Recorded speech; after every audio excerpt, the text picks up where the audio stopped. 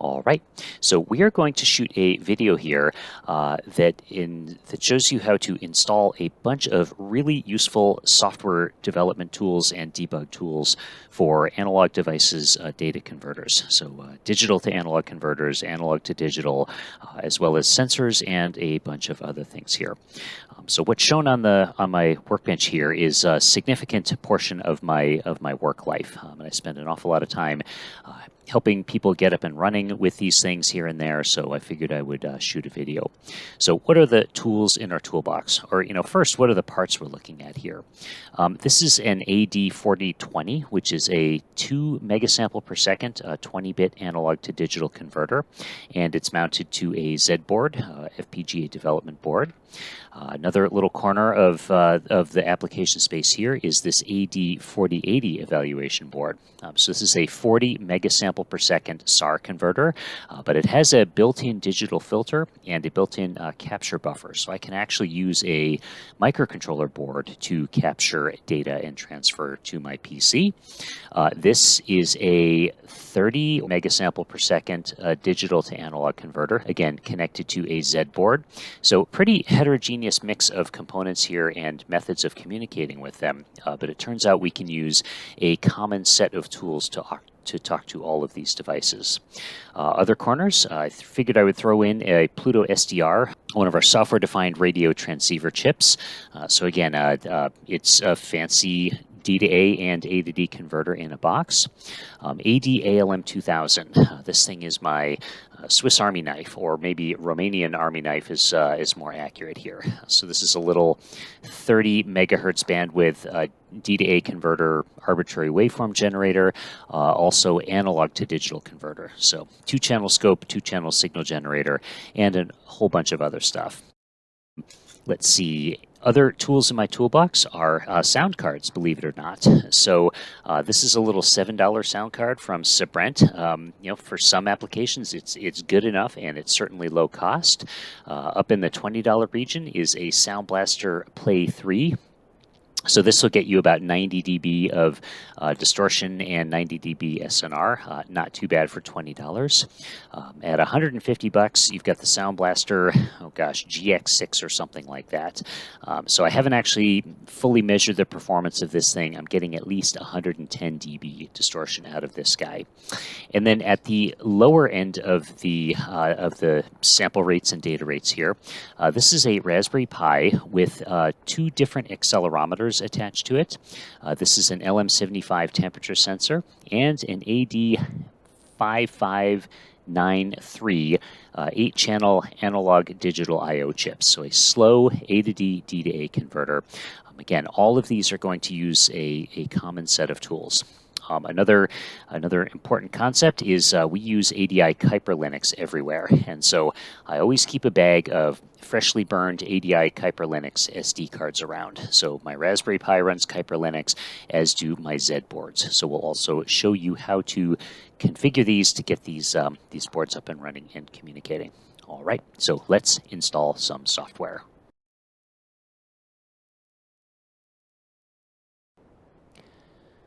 Okay, so here we are going to install bare Python directly from python.org. So the first place that one might click is in Downloads, and you'll notice that the latest version is 3.12.4. We are actually going to install an earlier version, 3.10.11, and the reason is some of our additional libraries and Python bindings are not supported by, don't have support for 3.12 yet. So I've got this tab open already for 3.10.11, and if we scroll down to the bottom, we'll find the installer. The installer that we want is this Windows 64-bit installer. So I've already downloaded that in another window here. So Python 3.10.11, and this is one of the only times we're going to be installing as administrator. So we're going to install our base Python as administrator. So I'm going to right-click, run as admin, and it's asking me for my password here. Okay, so hopefully that goes okay. And let's see, so install now. So it's, let's see, customize installation. I've got everything checked. I want docs, I want pip, I also want tckTL, test suite, and all this good stuff here. And then let's see, we also want to add python.exe to our system path. And let's see, I guess this location is fine as well. So install in users mthorn app data, but it is going to install as administrator. So let's do this.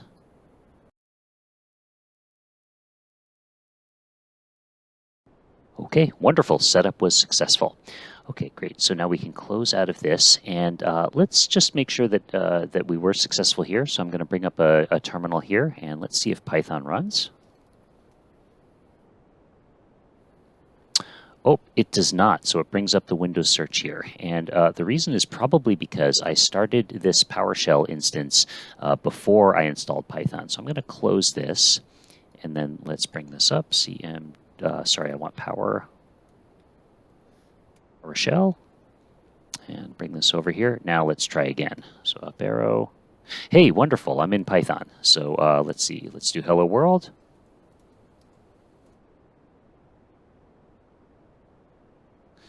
Let's see, print hello world, and hey, wonderful, it worked. Let's get our exclamation point. We forgot the most important part. Okay, great. So Python is installed. Let's exit out of here.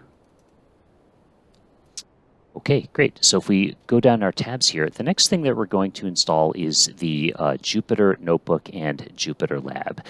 So these are additional sort of Python environments that we'll get into later. I'm just going to go through the process here for the sake of completeness. And then all of this, things that we install by pip, we can install from the command line. So pip install Jupyter Lab.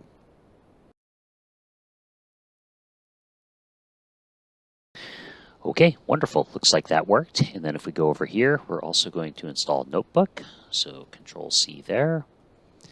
And pip install Notebook.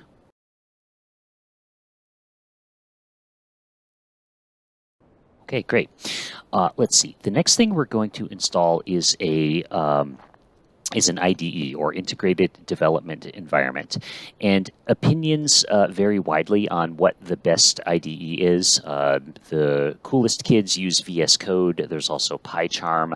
I used to use an installation or a distribution called Anaconda, which was really powerful, but unfortunately its licensing model has changed over the years, and it's sort of payware, and I actually can't use it. I can't use it on my work computer here because it is payware. Anaconda shipped with an IDE called Spyder, which is completely open and completely free. There's a couple of different ways to install Spyder. You can download a standalone installer, but we're actually going to install by pip. And it does give us a warning about installing using pip, but we're going to ignore this. And let's see. Pip install Spyder.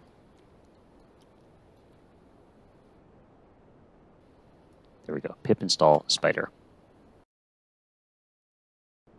And you'll notice that it's installing a whole bunch of other stuff along with Spyder.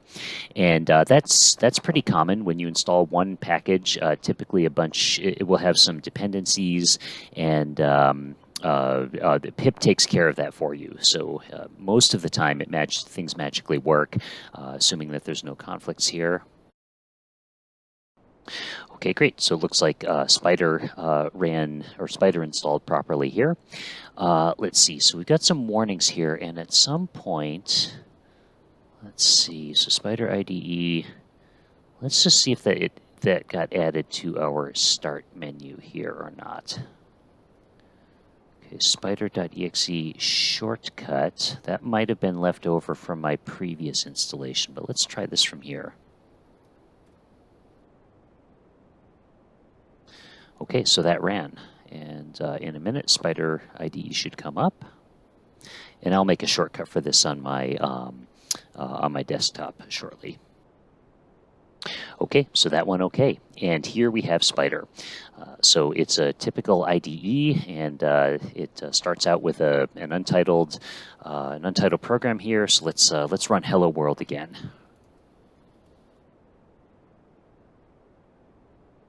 Okay, and you notice that it's doing some autocomplete stuff for me already. And let's see if we can run this. Oh, hello world over here.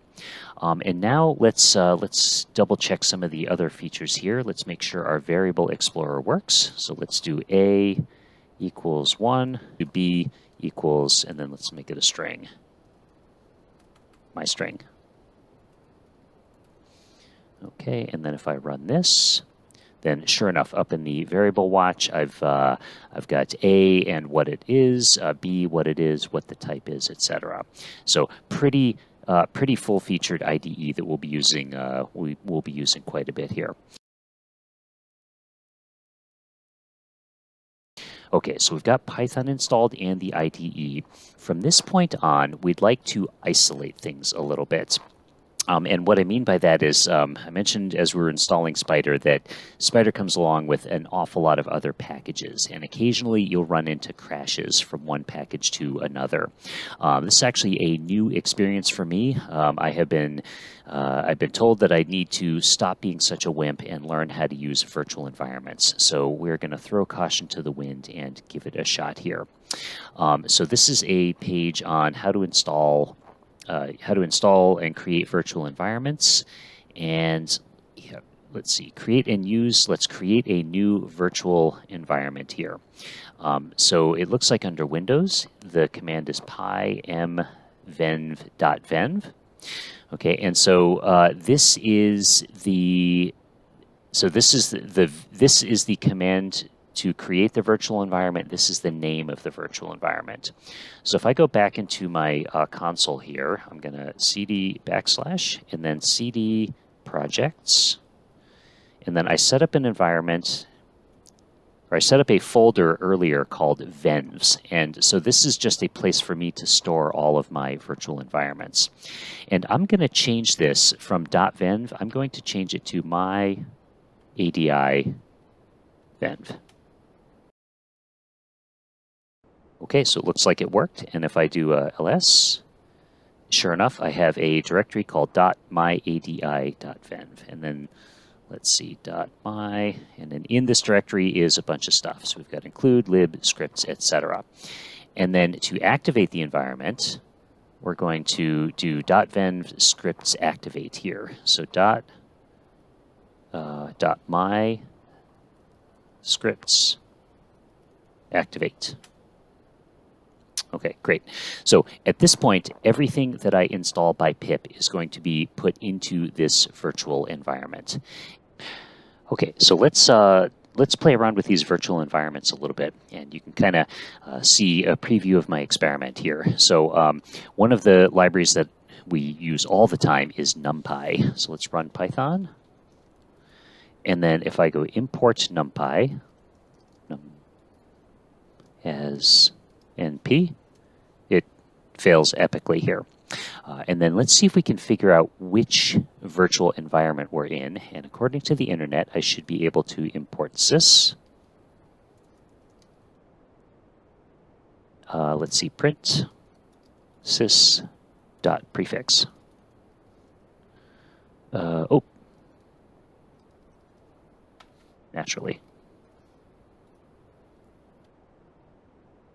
Okay, great. So C projects venvs myadi.venv. So it says, yes, I am in that virtual environment. So let's exit. And then let's practice a little bit here. Let's deactivate. Okay, and then let's do the same thing. So we're going to go Python, and then we're going to import sys, and then we're going to print sys.prefix. And sure enough, notice that now it's C users mthorn app data, blah, blah. So this whole path here. So let's exit again. Okay, and then let's reactivate the environment here. Let's see, pip. Where did we do that? Activate. Okay, so now I am back into that virtual environment. So now let's pip install NumPy.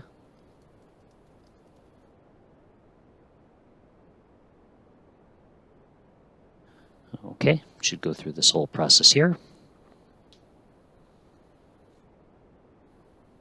And as we run through the examples, I'm just going to let things fail, and we'll install our Python packages as we go along here. Okay, wonderful. So let's test this out again. So successfully installed. So now I should be able to do Python and then import NumPy as NP. And it doesn't fail anymore. So wonderful. Hey, let's see how much good stuff we have. Dir NP. Wow, look at all that stuff. All kinds of neato math functions here. All right, so let's exit out of our Python. Let's exit out of Python here. And let's, oops, EXIT. And let's head on over to Spyder again. Now let's try the same thing. Print hello world, A equals B equals import NumPy as NP. Okay, I get a warning here. NumPy imported but unused, and let's run this. No module named NumPy. I wonder why that is. Well, it turns out there's a couple of steps that you have to follow in order to tell the Spyder IDE that you are in a virtual environment. And thankfully, there is some documentation on this, on working with packages and environments in Spyder. So this is right on, this is right here on GitHub in the Spyder IDE documentation. And this is, it's a little bit complicated, but listen to this friendly statement. While relatively straightforward once you're familiar with it, the interaction between Spyder and other packages and environments can sometimes be confusing for first-time users. Right, so this page is written so that normal human beings can understand it. Okay, and so we're going to go down to this section here on working with other environments and Python installations here. And there is, I like this statement here. It takes a small amount of preparation and configuration, but is much lighter and quicker than a full Spyder installation into that environment. So what this means is if you've got multiple virtual environments, you can install Spyder once in your base environment and then attach virtual environments to it. And so the process here is we want to pip install Spyder kernels. Okay, so we're going to copy that and go over to our shell, pip install Spyder kernels.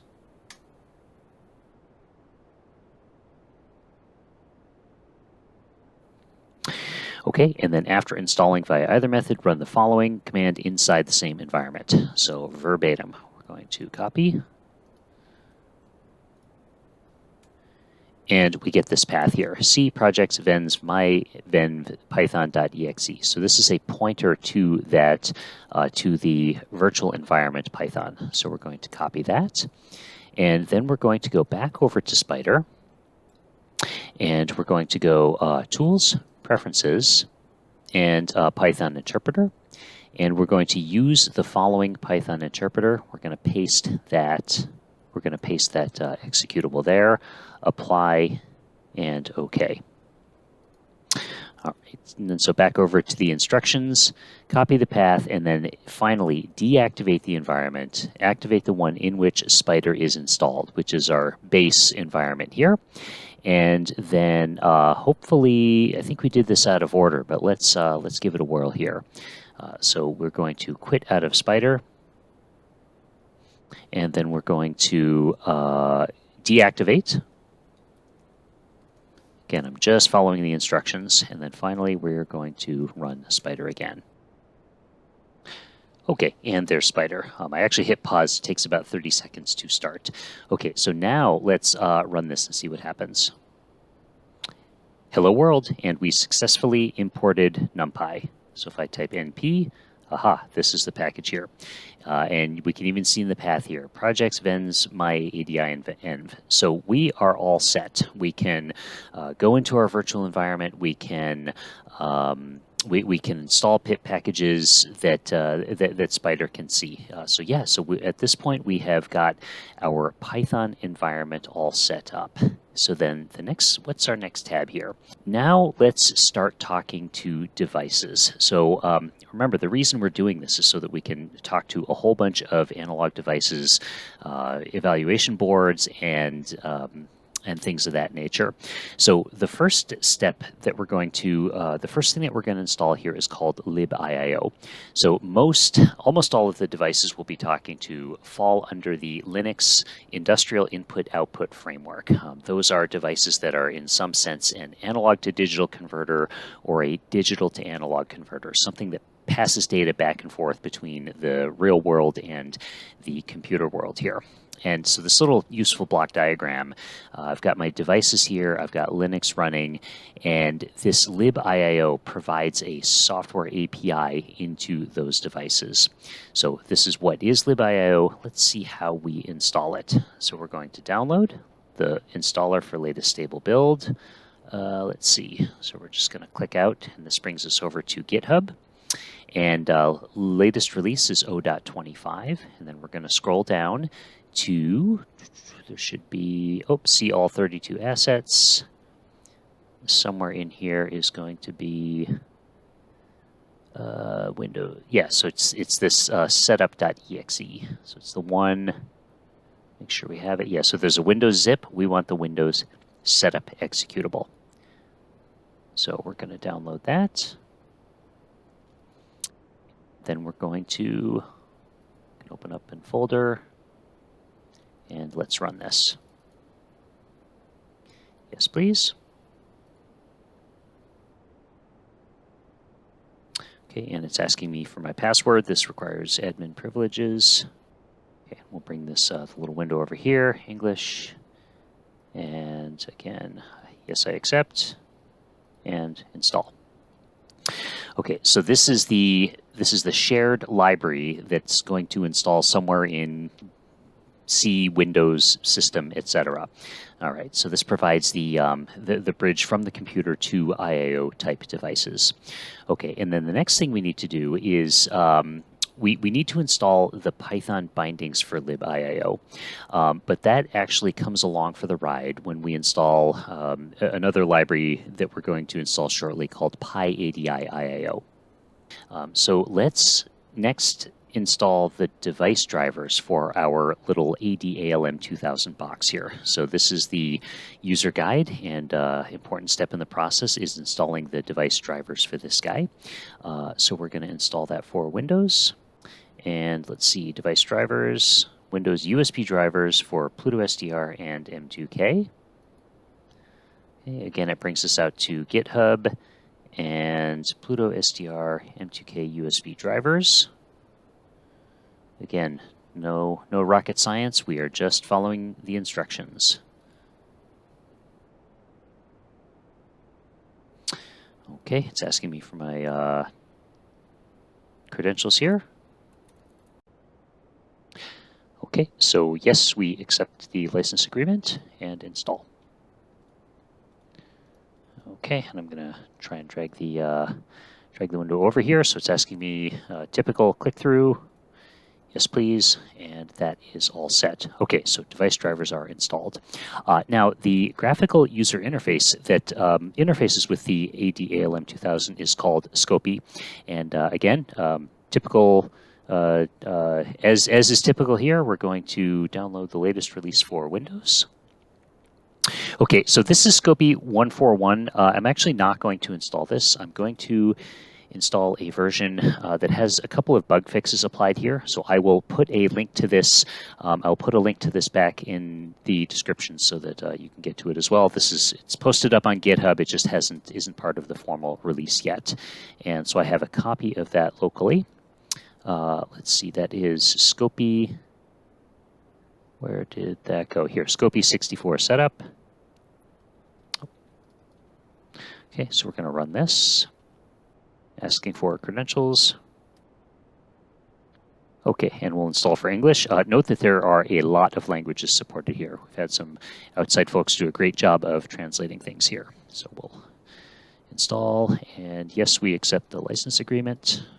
And yes, install Scopy, typical, and install.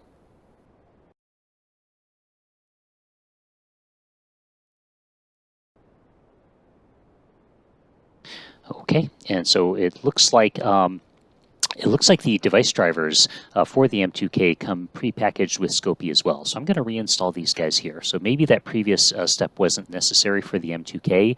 It may still be necessary for the Pluto. So I will try to clarify that in the next rev of this video here. And we are not going to restart our computer now. So we'll finish off this. Okay, great. So Scopy is installed. Let's see, what's next on our list? So if we go down our tabs here, we've done Scopy.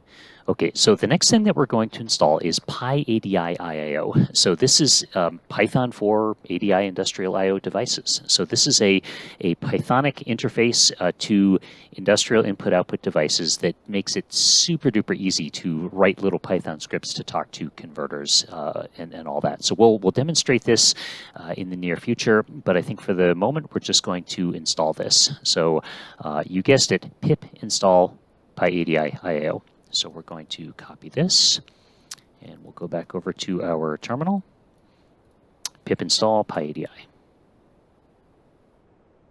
Okay, and oh, there it goes. So I actually had a glitch, and I didn't record the screen for a little bit here, but yeah, so it's already satisfied. So we've already installed Pyadi-iio, and there's another thing to note here is that Libio was installed. So remember, we installed Libiio, and I skipped the Python bindings because I knew that Pyadi-iio would install it because it's a dependency. Okay, so we've got that installed now.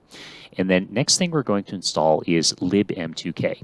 So Libm2k is it's a library for communicating with the M2K as an alternative to Scopy. So Scopy is wonderful for getting started. It looks like a real piece of benchtop equipment, but very quickly you'll want to communicate with the M2K from your own Python and C programs, etc. So that's what Libm2k is for.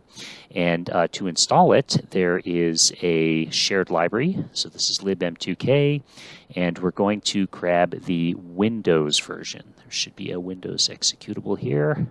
It is in this, Windows setup.exe, and I've already got a copy of this down here. So Libm2k, same story as before. We'll run it. It will ask for credentials.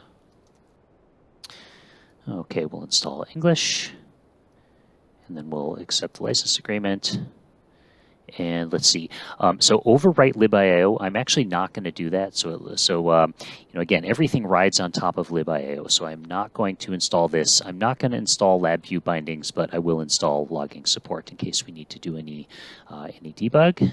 And that should be a nice quick installation here. Okay, great. So we've installed Libm2k. The next thing that we're going to want to do is install the Python bindings. So how to build it, if we go down here, so we're not building locally. On Linux, it's just as easy to build rather than install. But for the Python bindings on Windows, we're going to use option 2 here, which is test.pypy.org. And so that should be over here, and it is this command here for installing the libm2k. So we're going to copy that. Great. So pip install libm2k. Okay, wonderful. So now we have the ability to talk to the M2K from Python. Okay, what's next? Let's see. So after this, we are going to install a package called Genalyzer. So what is Genalyzer? Genalyzer is a library of DSP functions for RF measurements. It's actually more general than RF. It basically takes FFTs and calculates performance metrics like harmonic distortion and signal-to-noise ratio, linearity and histograms and things like that. It also generates signals. So if you want to generate a sine wave or a collection of sine waves, or if you want to pre-distort a signal before sending it to a digital to analog converter, then Genalyzer has lots of functions for that. And the way we install that is we go to the releases, and we grab ourselves a copy of, where did that go? Downloads. Yeah, so Genalyzer setup, and again, I've got a copy of that already checked out here. Just like before, we're going to run this, asking for password again. Okay, we'll do English, and we will accept the agreement, and install. Nice quick installation here. Okay, so just like everything else we've installed, along with Genalyzer, we want to install its Python bindings. And this isn't in the release yet. It's not released out to PyPy just yet, but we do have a simple test installation here. So we're going to install this way. So we'll copy this command, and again, I will put this into the video description. Paste. Okay, there it is. Okay, great. So it's already satisfied. So again, I had installed this previously, but you get the idea. Just like everything else we've installed so far. Okay, we are almost getting to the end here. So another super useful tool to install is called IIO Oscilloscope, and this is a general purpose. Well, it kind of looks like an oscilloscope, depending on what you connect it to, but it's a way of controlling IIO devices without. It's a great debug tool, so think of it as hello world for your device. Before you go fighting with your own Python or other programming language, using IIO Oscilloscope to establish communication with your devices is at least lets you know that things are alive. So again, we're going to install this. This kicks us out to GitHub again, and we want ADI OSC setup. And I've got a copy of that here. So ADI OSC setup. Let's run this. Okay, just like everything else, asking for credentials. Okay, yes, please, English. Yes, we will accept the agreement. Yes, we'll create a shortcut and go.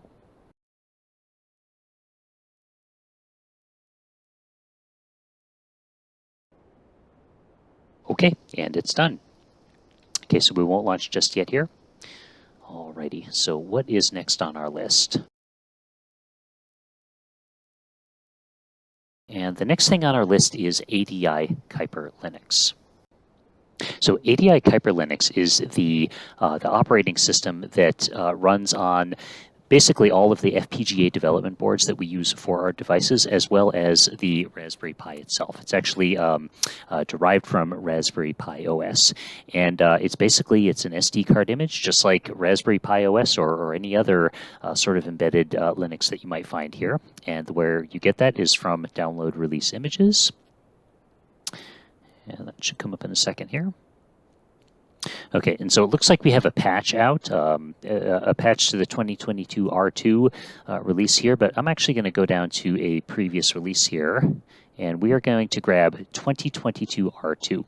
And the actual file is right here, so it's a several gigabyte zip file, and I've already downloaded that and unzipped it.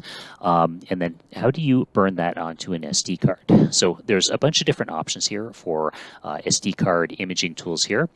We're going to use the standard imager that comes with Raspberry Pi OS. So I've used this for quite some time now, and it never fails.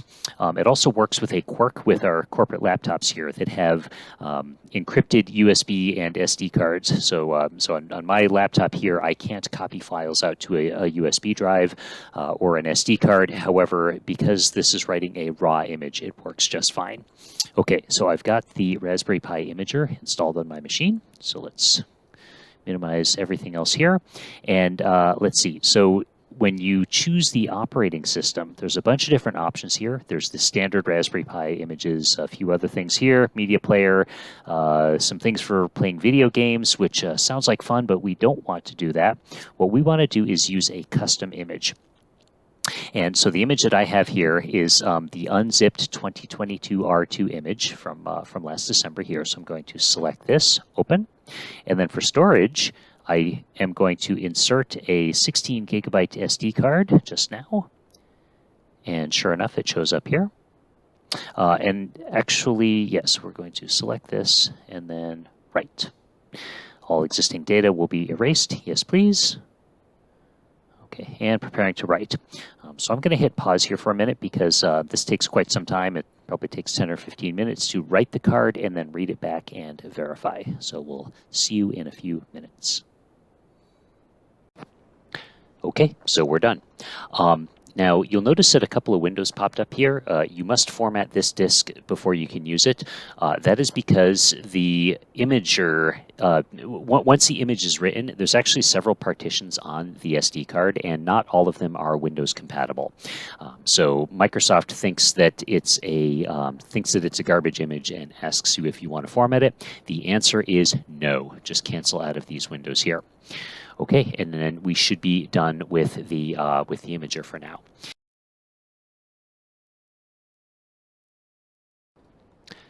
Okay, so the next thing that we need to do is configure the SD card for a particular piece of hardware that we're going to connect, both in terms of the platform that we're going to insert it in, whether it's a Raspberry Pi or a Z board, and we'll show you how to do that now. So if we look down in Windows Explorer here, we see several drives here. We see D and F.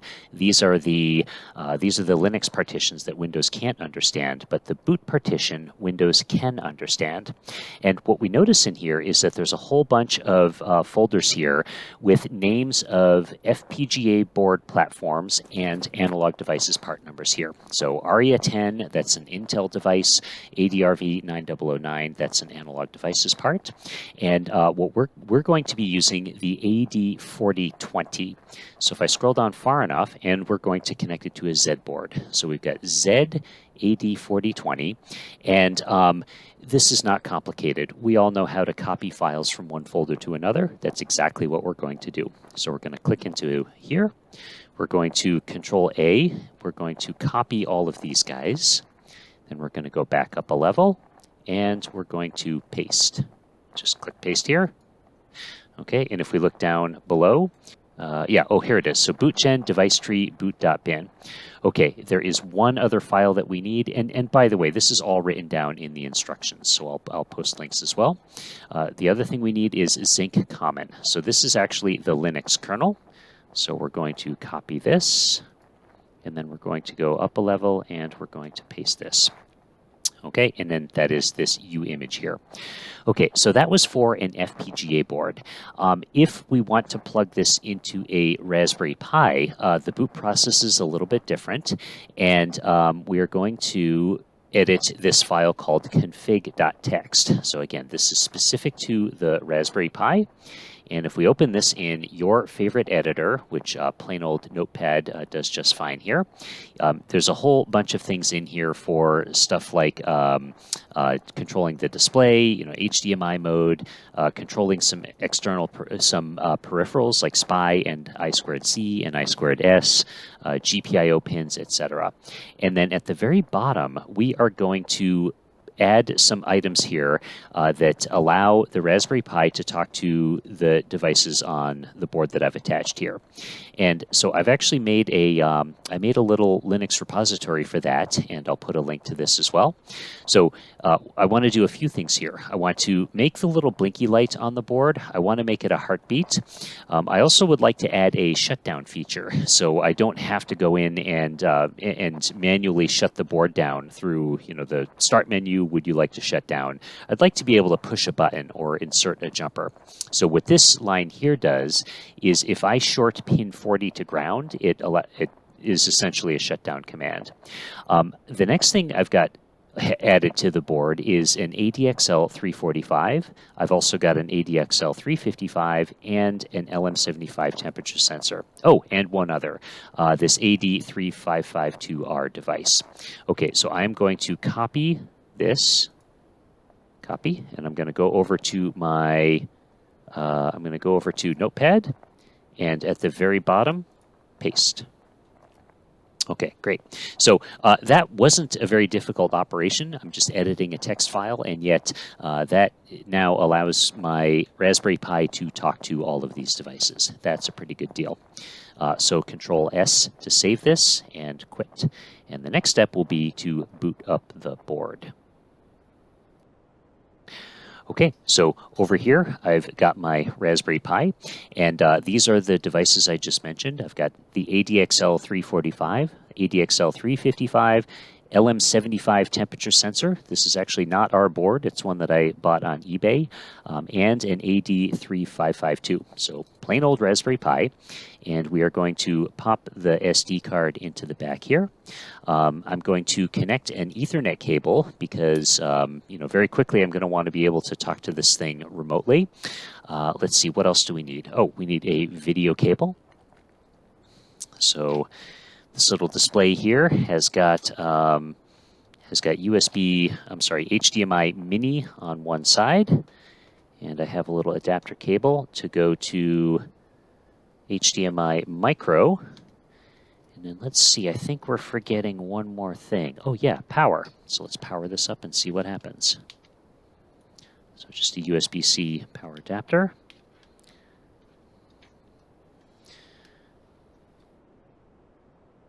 Okay, we've got signs of life here.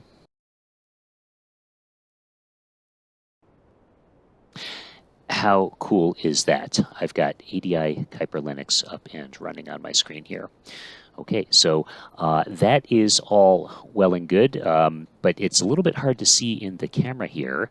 So I am going to run VNC, the virtual desktop here. Okay, so if I go to VNC Viewer, the default host name for the Raspberry Pi is analog.local. So I had that already set up in here. And it's asking me for a password. The default password, it is super secret. Don't tell anyone. It is analog. Okay. And so now we've got the same screen on my desktop here as I do on over here in actual hardware. Okay, so I actually lied a little bit. I copied those files over on Windows. It turns out that my Analog Devices laptop has USB encryption on it. So anything that I do on that SD card, it will look fine as long as I'm on my Windows PC, but as soon as I pop it into another computer, like my Raspberry Pi or my Z board, it will be basically scrambled and corrupt. So I'm going to do the same exact thing that I did on Windows, I'm going to do on the Raspberry Pi itself. The way we're going to edit those files is we actually have to run this as root with root privilege here. So we're going to open up a terminal, and we are going to say sudo pcm and then tab. So that is the file manager. Okay, so enter the password, analog again. Okay, so now we are running this file manager as root. That lets us copy anything anywhere. And we're going to go into the boot partition here. So let's get a list. Okay, exactly the same thing we did in Windows. I'm going to go into Zinc Common and grab the kernel, which is uimage, Control C, up a level, Control V. And let's make sure it copied down here okay. Uimage, okay, so that's there. And then the next thing we're going to do, let's grab our files for the AD4020. So that is under ZincZ, AD4020. And look at all this other good stuff in here. I've got AD7768, that is a Sigma Delta converter. The AD4630 is an oversampling SAR converter. ADAC 8092, so one of our mixed signal front end devices. So lots of different boards and peripherals are supported here. Okay, so again, I'm going to copy all of these guys. So we'll go copy, and then we'll go up a level and edit and paste. Okay. Oh, and then yes, we can just overwrite. That's just a some sort of a status file here. Okay, and then let's scroll down and make sure we should see a boot.bin. Where did that go? Yeah, so we have a boot.bin, we have a device tree, we've got all those, we've got the files that we need for the AD4020. Okay, so the next thing is let's reopen that config.txt file. Okay, here, and then let's see, we're going to edit with mousepad. Okay, and see it's giving me a warning that you're using the root account, you may harm your system. Okay, so let's try to not do that. And again, notice that there's nothing down here, so I need to re-edit that. And let's see, there's a reason I put that little snippet up on GitHub, so we can get to it from anywhere. So the Raspberry Pi comes with a web browser, and I will put this link in the comments here. We're going to go to github.com/MarkMthornADI, RPi setup stuff.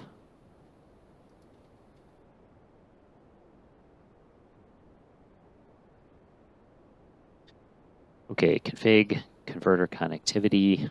I'll explain what that name means in a little bit. Okay, great. So I'm just going to copy all of this stuff here.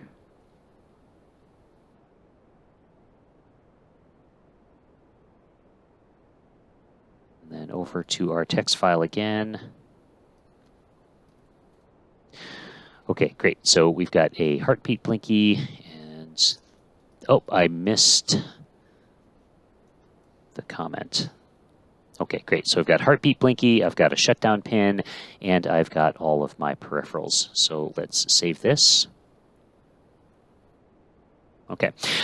The other thing that we should do at this point is let's start running some of that software that we installed before, because we've done an awful lot of talking and an awful lot of installation without actually doing much actual work. Okay, so I'm going to do a couple of things here. Let's actually run a Libiio program. And when you install Libiio, it comes with a little utility called IIO info. So IIO_info. If we run this, we see a couple of devices on here.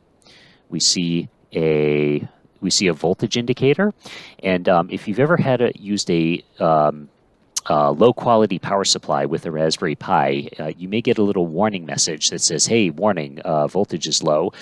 It turns out that indicator, that little comparator, it shows up as an IIO device here. Let's see, we've also got a battery, okay, so something like that. And yeah, so we've got a couple of devices already. I don't see my accelerometer or my LM75, and the reason is I've edited the config.txt, but I haven't booted. The other thing that I'd like to do is, remember, we installed Libiio on the Windows machine as well. So this is PowerShell on Windows. So if I type IIO info, and then I have to give it the URI or the resource indicator of the Raspberry Pi, IP, analog.local, I should see the same information. Okay, great. So I've got the battery, I've got the voltage indicator. So everything that I can see on my Raspberry Pi, I can also see on Windows. That is pretty cool. Okay, now let's actually connect those devices. And the way we can do that is to reboot. So I'm going to go over here, log out, and reboot. See you in a minute. Okay, so the Pi is back up and running. I'm going to reconnect via VNC. Okay, so it's analog. Okay, and here we are again. All right, so now let's run that command again. So I'm going to go into a terminal, and I'm going to type IIO info, and I see a bunch of other stuff here. Okay, so look at this. I've got an AD5593. I've got an ADXL345. And not only that, I've got some numbers coming out of this thing. So I've got I've got a value of 231 on on the Z acceleration. Okay, and over here I've got my other device here, which is the ADXL355, and I've also got an LM75. So all of my devices now show up in IIO info. Just to drive the point home, let's come over here to Windows. Remember, this is not my Raspberry Pi. This is running on Windows. And I'm going to run IIO info again. And I get the same information. Okay, so what this means is I can run a libiio program from anywhere as long as I have a network connection. It also supports serial and USB, super powerful concept. Okay, so now let's start running some of that other software that we installed. So on Windows, I am going to run IIO Oscilloscope.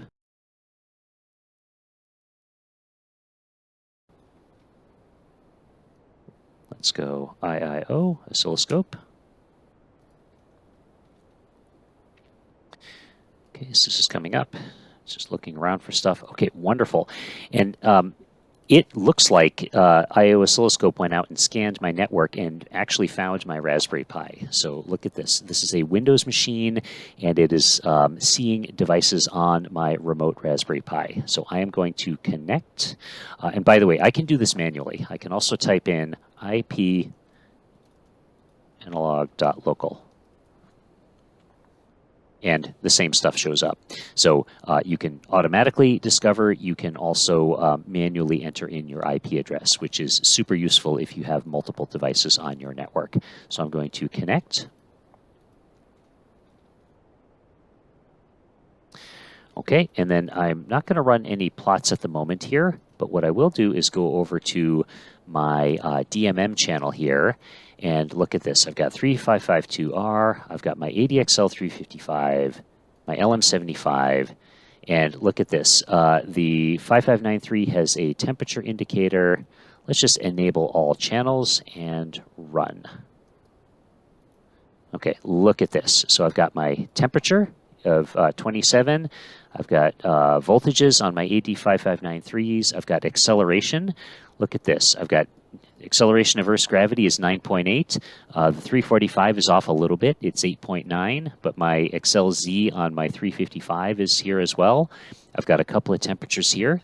And then, so let me move this thing around a little bit. If I go up on one edge here, notice now my Y acceleration is positive 9. If I rotate it the other way, my Y acceleration is negative 9. Wow, I am up and running. Let's alter the temperature of some of these devices here. So I'm going to spray some Freezy spray at my LM75. And look at that, it's going down. 20, 18, 15, 13. Okay, we don't want too much condensation. Yeah, minus 6C, minus 8C.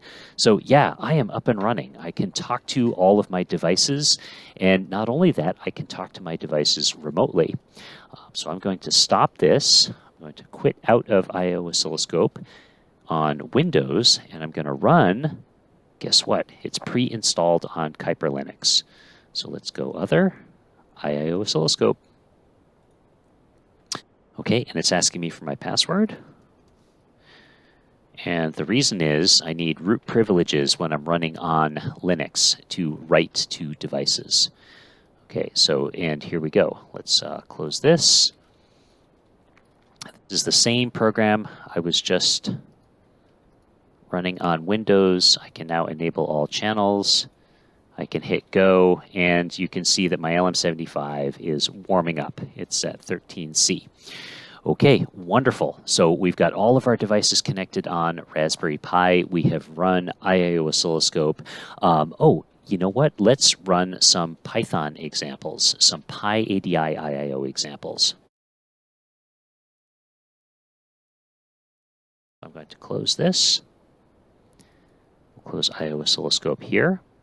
And let's run Spyder. Okay, so here's Spyder, and the program I'm going to load is actually up on GitHub in PyADI IIO. If you either clone or grab a zip file of this repository, it comes with a bunch of examples. And in these examples, you'll see that there's an LM75. It's a good one to look at here because it's so simple.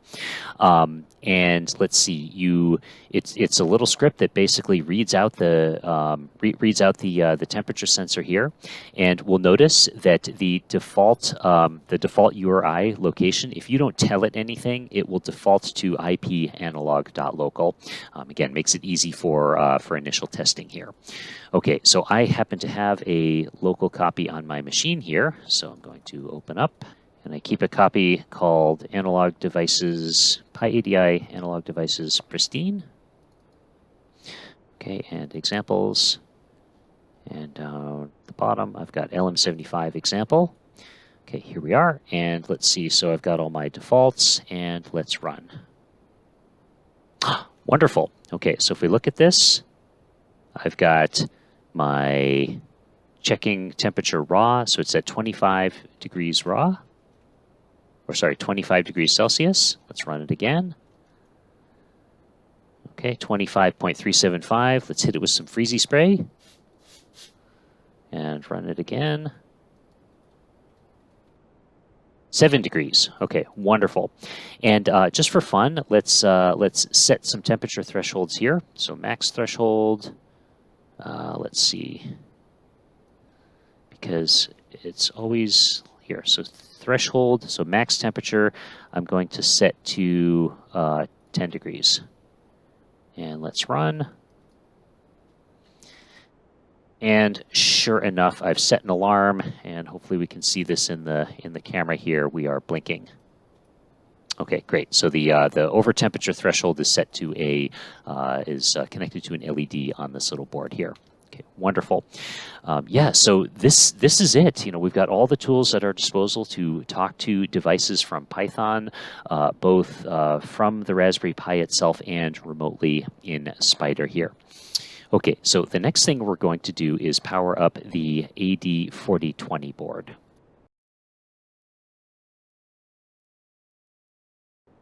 Okay, and so to do that, we need to shut down the Raspberry Pi. So let's come back over here to VNC and file shutdown, log out, and shut down. Okay, and after a while, our little heartbeat light, yeah, so we can safely power this board down. Okay, so we're going to take out the SD card, and this is a Z board, and you'll notice that it's a full-size SD card where this is a micro, so I'm going to use a little adapter board. Okay, and again, I've got two separate boot processes going on here. I've got a Raspberry Pi versus a Zynq FPGA, which has a completely different process, but I can use that same SD card. I've configured it for both. So I'm going to take out the network connection.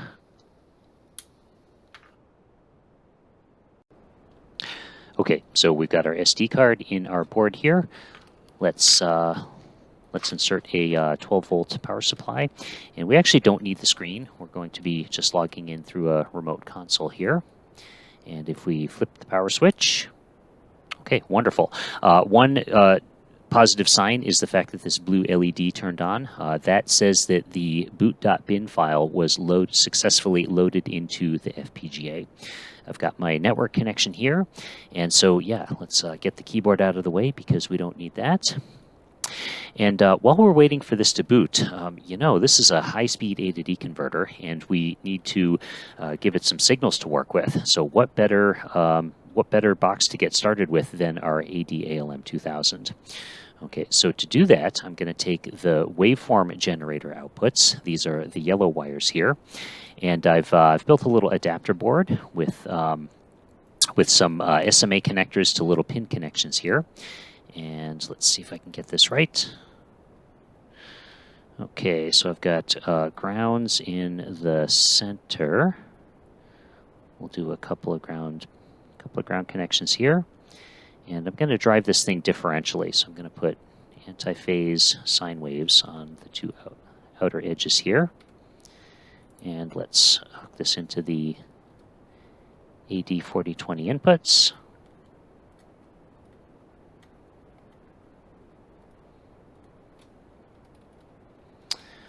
Okay, so I've got this all set up, and then last but not least, we need a USB connection to our Libm2k. Okay, great. So I've got A to D converter, Z board, Libm2k. Let's start running some software. So the first thing we're going to run is IIO Oscilloscope again. So IIO. Okay, so IIO Oscilloscope ran, and yeah, boy, just like before, it's actually finding our Z board on the network, this AD4020. So I'm going to click connect.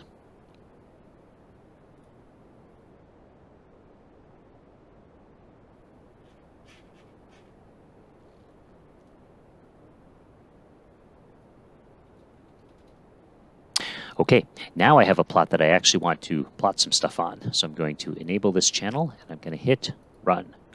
Look at that. Okay, I get ADC noise, so which is kind of to be expected. I've got a signal source connected, but it is not turned on.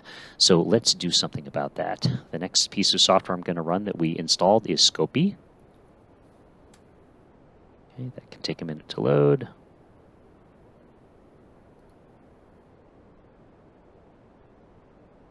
Okay, so Scopy has loaded. It's the first time. Yes, we agree. And it is finding my AD Libm2k, so I'm going to click onto that. And I'm going to connect. And the first thing it does is run through a calibration routine and things like that. Okay, so I want to go over to my signal generator, and the suspense is killing me here. So let's make this visible at the same time. Okay, and then let's see, signal generator, I want a waveform, and I want, let's give it a small amplitude here. So I want a 1 volt peak-to-peak amplitude, and let's do 50 kilohertz, somewhat arbitrarily. And then we'll come over here. On the second channel, I want a 1 volt amplitude, and I want 50 kilohertz. 50, and notice they're on top of one another. What I want to do is set the phase of this one to 180 degrees. Okay, great. So now I have a, oh, and I want the offs, I want to park the offset at, we'll call it 2 volts on each of these guys here. Okay, now let's run. Look at this. In IIO Oscilloscope, give it a minute to auto range. There's our sine wave. Okay, wonderful. So now I've got the AD Libm2k generating a signal being read by my AD4020 successfully. Okay, let's keep going here. So I'm going to close out of IIO Oscilloscope here, and you guessed it. Let's go back to Python.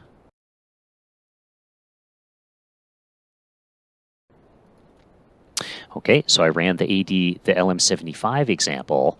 Now let's run, you guessed it, there should be an example for the AD4020.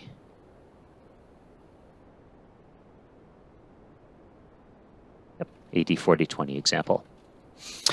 Okay, and let's see, device name, sure enough, it defaults to analog.local, and let's run. Oh, no module name matplotlib. Well, shoot, that's, let's solve that the way we solved everything else here. Pip install matplotlib.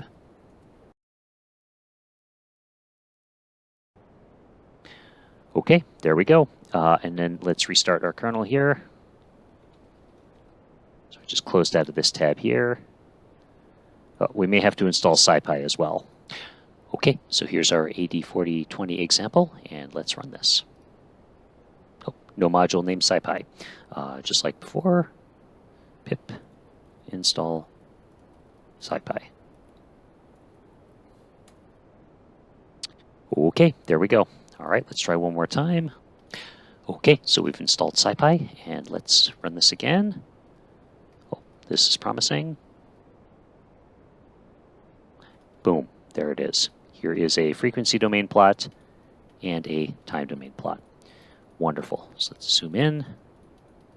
Yep, there's our sine wave and in the frequency domain. Okay, so there's another piece. We've got the AD Libm2k. We can generate signals. We can pull signals from a data converter into Python. Okay, let's try a couple more things here. So we installed Genalyzer. What is that all about? And then I'm not going to really show. I'm not going to show an example of Genalyzer talking to data converters just yet here. What I am going to show is an example that I will post. Generalize signal.py. Okay, so this is just a simple little script here that sets up some test signals and analyzes them. So let's run it so we can get an idea of what's going on here first. Okay, great. And so what that did was, here's FFT and here's signal. So what we did was we generated a signal. We gave an amplitude and we set up two harmonics here. And let's see what that looks like in the code here. So we QRes, there's a bunch of things here. Full scale range, yeah, here. So fundamental frequency is 1 hertz. So we set up a test signal of 1 hertz, and then we set up a list of harmonics. And notice that we have the first harmonic is at 3 dB down. The second harmonic is at, oh yeah, here we go. The first item here, the first element in the list is the fundamental. My second element is the second harmonic, third harmonic, and fourth harmonic. So we should have 1 harmonic. And then I've got noise tones here. So these are other frequencies that are not harmonically related. And I've set up frequencies of 1.5, 2.5, 3.5, 4.5. So again, at a 1 hertz fundamental, my harmonics are 2 hertz, 3 hertz, 4 hertz, 5 hertz. So anything other than that should be counted as noise. And so sure enough here, if I have a harmonic that's down 20 dB from the fundamental and noise that's down 20 dB from the fundamental, I should see a THD of about total harmonic distortion of about 20 dB and a signal to noise ratio here. Where did that go? SNR, yeah, so a signal to noise of 20 dB, same thing with harmonics. And then just to make sure we're not fooling ourselves here, I'm going to bump the amplitude of the third harmonic to minus 23. Okay, and then let's run this again. Okay, and sure enough, you can see this in the plot here. So now I've got fundamental, I've got a second harmonic, and I've got a third harmonic. My distortion drops to about 17 dB. Okay, and then just for the sake of completeness, let's add another noise tone here. So right now I've got a noise tone, a single noise tone 20 dB down. If I had another one at minus 23, my signal to noise ratio, my SNR, should drop to 17 dB. So let's run this. And sure enough, SNR is 17 dB. Okay, let's bring the plots back up. Yeah, and so here we've got, let's zoom in a little bit. I've got a fundamental, second harmonic, third harmonic. This WO, this is the highest non-harmonically related spur that I see here. And here's my time domain signals. Okay, we'll put together some more elaborate examples in the future that sort of show this in a little bit more detail. But I just wanted to show you that, yes, Genalyzer is installed, and we can run a little test script here. Okay, we have exactly one more thing to do, and that is to test out Libm2k. So to do that, I'm going to open up, I should have a clone of Libm2k. And let's just make sure we're up to date. Git pull. I just did a git pull here. We didn't cover git, but I've got all these repositories checked out. So let's go into libm2k, bindings, Python, examples, and let's go to analog.py.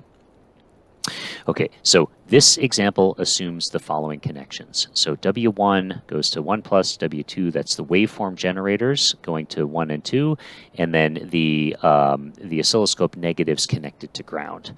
Okay, so I'm going to go over here and disconnect the M2K from my A to D converter here. And let's move this around so that it's a little bit easier to see.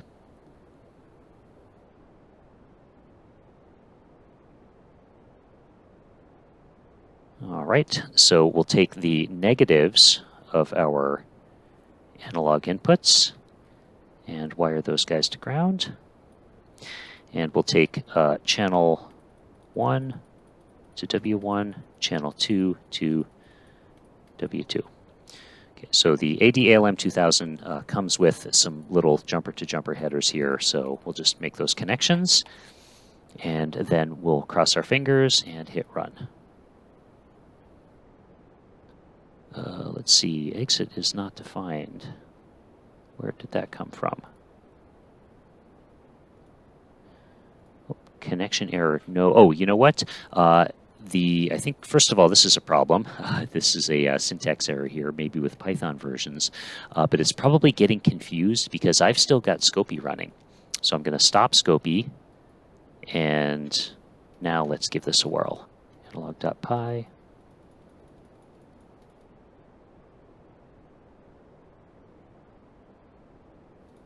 Oh, I still had these plots open here. So let's close these guys and run this again, but it did run.